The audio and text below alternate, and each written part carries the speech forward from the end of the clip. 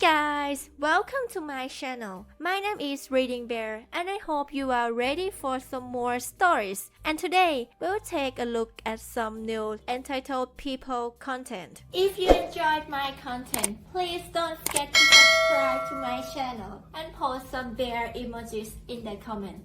And now, let's dive right into the stories. The first story is titled, I unleashed the monster of bureaucracy upon my neighbor and watched it destroy him.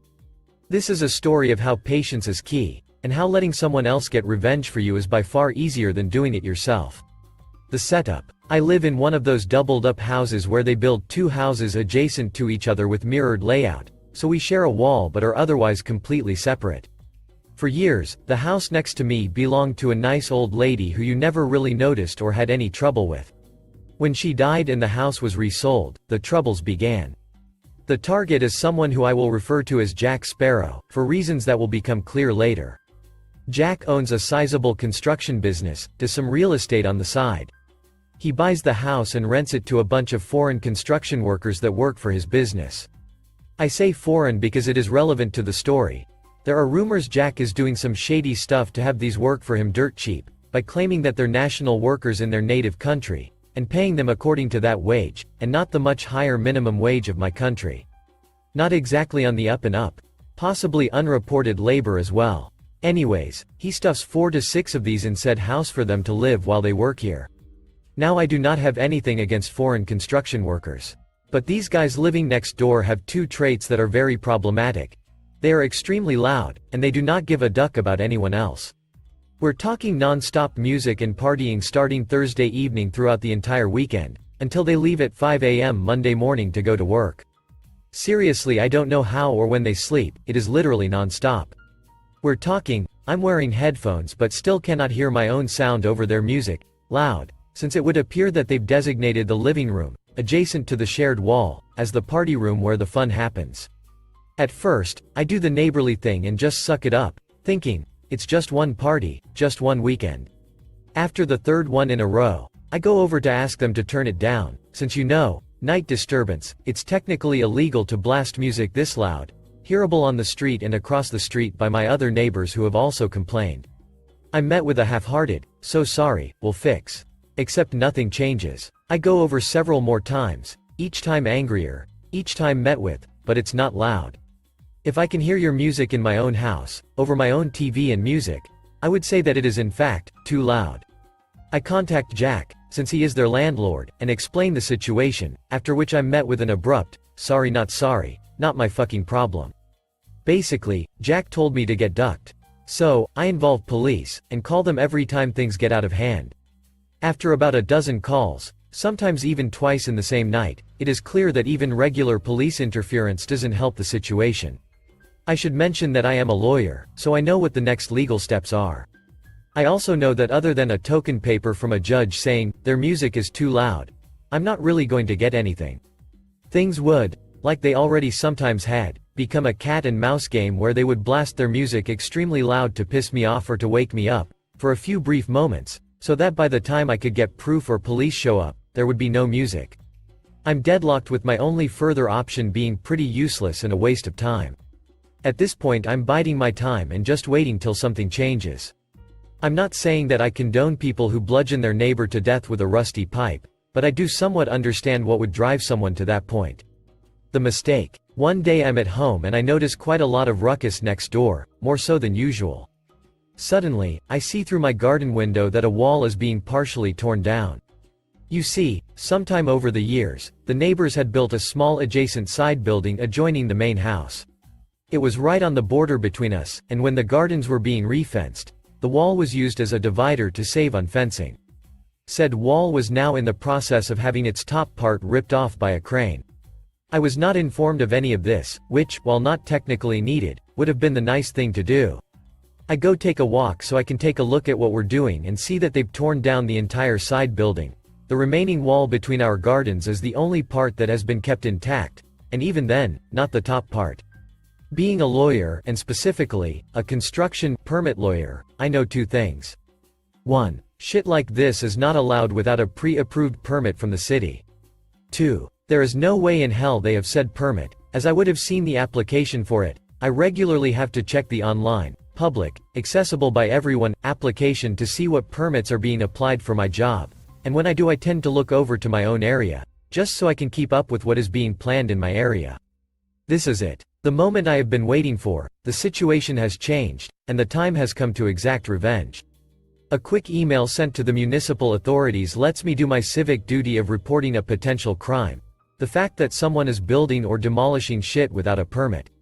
Since this is a simple report, no response happened since I'm not an official victim or anything yet.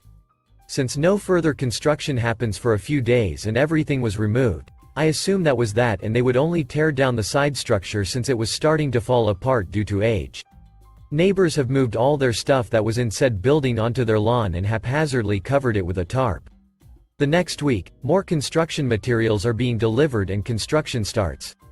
I send a new email to city services, with new pictures, saying that apparently, there is more planned, and that I hope they undertake the appropriate action. Instant response less than an hour later. They'd called Jack after the first time to inform him that what he was doing required a permit, and he had assured them that he didn't know that, BS, he's in construction, of course he knows, and that he would stop construction and request a permit. They called him again after my email, reprimanded him for not following his earlier promise, and he said again he would shut it down. I happened to be working from home that day and had to stop myself from waving to the construction crew as they left. Later that day I get an angry phone call from Jack, who accuses me of reporting him and that I would be sorry, he would come after me for damages for his delays. I respectfully inform him that even if I reported him, reports are in my name, but not published and anonymized in later files. I wouldn't have done anything wrong, because from the looks of it he didn't have a permit and should have known that before he started working illegally without one. I end the call before I start to sound too happy with things. Jack has at this point, no idea what I have initiated with this. He is Jack Sparrow and I have just rung the bell that awakens the Kraken that will destroy him, he just doesn't know it yet. The Kraken. You see, there is a good reason why most people consult an expert and/or a lawyer when they want to apply for a permit. The rules involved are so convoluted and needlessly complex that navigating them as a non-professional is extremely hard and time-consuming, and a single mistake can torpedo your entire case, forcing you to do it all over. I have killed entire projects, and have seen clients' projects killed, by pointing out that on page 127, section 35(1)(a), something was left blank that should have been answered. I did some digging and found out that the previous owners of the houses had actually consulted each other about the side building and agreed on making the wall, part of, the divider between their gardens. So much so, that they shared the costs of it. And the ownership. That wall that he destroyed part of. It was also my wall. Which of course, means I'm entitled to damages, but that is not the important part. The important part is that he needs my permission, to do anything to that wall. So, when he applied for a permit a few weeks later, added bonus, rowdy neighbors' stuff is still out in the open, covered by just a tarp, since they expected this to be a quick smash and replace job that would take a few weeks at most, I went to City Center and looked at the application. Noticed that they were planning to do some stuff to said wall that I own 50%. So, I filed a complaint, following proper procedure, about the permit, namely that even if granted, it could never be executed, since Jack needed permission from me in regard to the wall, and he didn't have it, nor was I intending to grant it. This should kill his permit, since permits cannot be granted if you know in advance they cannot be realized. No sense granting a permit to build a certain kind of house when you know they're never actually going to build it. Now, Jack was a bit of a smooth talker, and as a construction entrepreneur, had his connections, and permits are a political decision here just as much as a legal one. So, despite a 100% correct legal objection that should have killed his permit, it went through. He actually called me about it to gloat a little. No worry, one can appeal a permit in my country. The only requirement is that you pay a €100 fee, which I gladly paid. The appeal instance is a subnational instance and does not care one bit about Jack's political ties or the half-hearted bullshit that the city officials wrote to justify granting the permit in spite of the concerns I raised. They terminate his permit without any hesitation on the aforementioned legal grounds. Jack sees his permit blocked until he fixes the issue, which he can't, because I'm not really inclined to agree with his plans for our wall, you see. At this point, going through 2 lengthy procedures, it has been over 7 months. The neighbors have had an unfinished construction project in their yard the entire time, forced to store their stuff elsewhere, Something that was always supposed to be a temporary thing for a few weeks while we build turned into something that was taking months, with no end in sight. But wait, there's more. The above was the administrative part of the matter, him getting the permit. Now doing construction work without a permit is also a criminal offense. And of course, my report got passed around to the appropriate instances, so now Jack was also the subject of a criminal procedure for construction offense. Not only did he risk fines and jail time, but he was also a construction business and used his own construction business for the work he did on the property. So, his company was also on the hook, and one of the sentences that can be given in these types of crimes is to be prohibited to do construction or construction-related activity as a business, either permanently or temporarily. Not only was he personally on the line, but his entire business was also as well. During this debacle, Jack tried to sell the property. This didn't really go too well because of a few reasons. 1. The property was inflicted with an illegal situation. The demolished side building was torn down illegally, and until said illegal status was resolved, it would stick to the property. Which tends to kill the property value quite a bit, since nobody wants to buy something that they'll have to spend time and money on to make legal again by either rebuilding the torn down building or getting a regularization permit for it. Made even worse by the fact that he applied for said permit and had it denied, so he couldn't even claim that said permit would be super easy to get. Secondly, Jack never intended to sell the property in its current state. What he, as I now know, has done in the past is buy cheap old houses like the one next to me. He puts some of his crew in it, who can't complain about the subpar accommodation. They thrash the place because they don't care and he lets them. Then when the place is done, he tears it down and sells it to a developer or develops it himself. However, due to his construction crime and the accompanying status for the property, step 2 was not an option. He couldn't renovate it the way it needed to be, small renovations would not be enough, because covering the crime was always a requirement in any permit he would request for the building, and because of me, he couldn't cover it. Couldn't sell it either, because the place was trashed, and any developer looking at it would dip out when they realized there was a construction issue and a vocal neighbor who would oppose anything big that they would try to do there. Lost of easier properties to develop than that one. In conclusion, anyway, that is where we are today. Jack is staring down the barrel of a criminal court procedure that is about to happen where he is risking his business and livelihood. His existing projects also gather special attention from city services now, since he is now outed to them as someone who cuts corners on permits and regulations. He cannot really sell the property unless he cuts a massive loss, since in its current state it is absolutely trashed. He cannot develop it or sell to a developer because all development plans involve the adjoining wall, which he cannot use in big ways unless he gets my permission. The rowdy neighbors are stuck living in a smaller house than what they had, in a place they trashed but that cannot really be renovated or fixed in the major way that it needs. They have quieted down a lot, possibly because Jack blames them for his current situation, which isn't wrong, I suppose. I have awakened the Kraken and set it off on Jack Sparrow, and it utterly ruined him. And the best part is that I had due to very little to do it. All I really did was nudge the abomination that is municipal bureaucracy and point it in his direction, and they did the rest.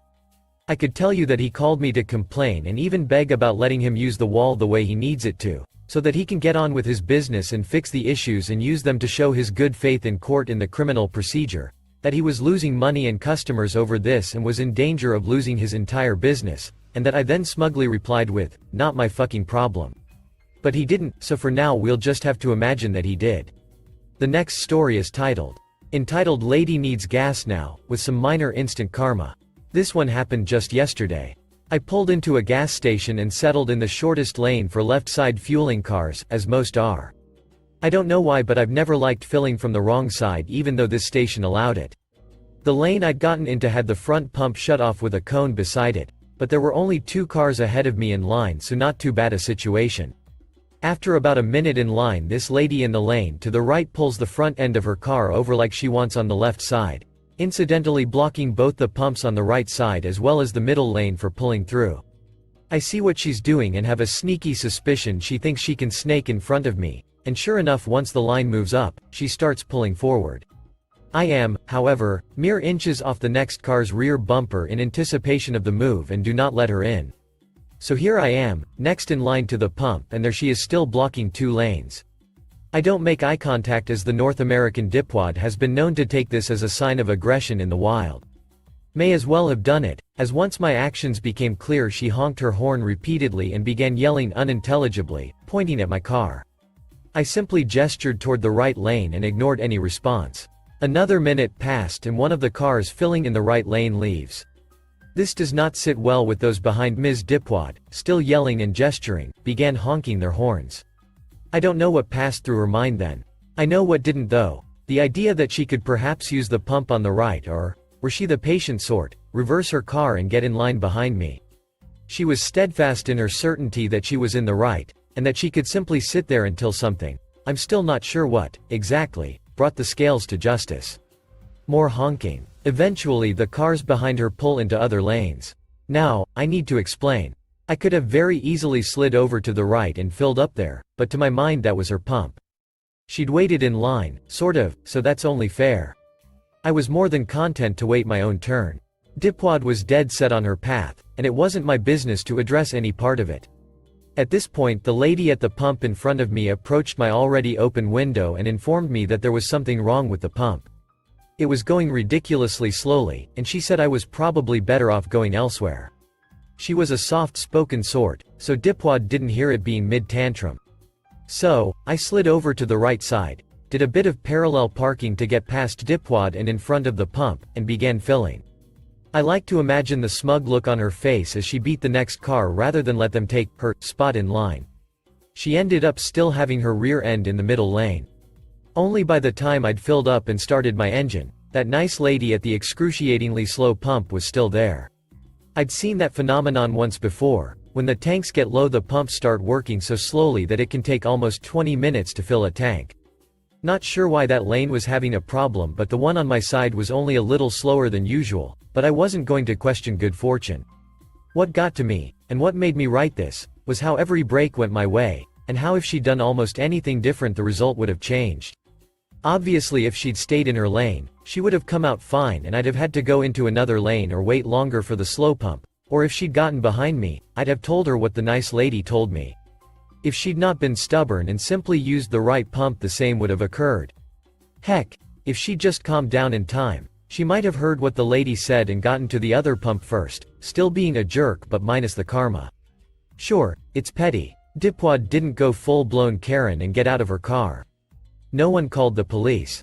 Still, she got stuck waiting entirely through her own actions after breaking social norms for selfish reasons, and I found the result immensely satisfying. Thank you for listening.